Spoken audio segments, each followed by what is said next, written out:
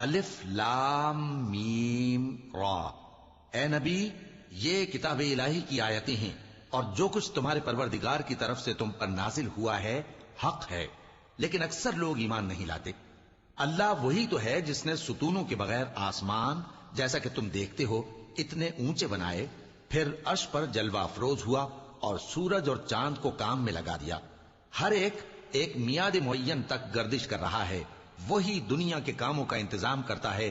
اس طرح وہ اپنی آیتیں کھول کھول کر بیان کرتا ہے کہ تم اپنے پروردگار کے روبرو جانے کا یقین کرو۔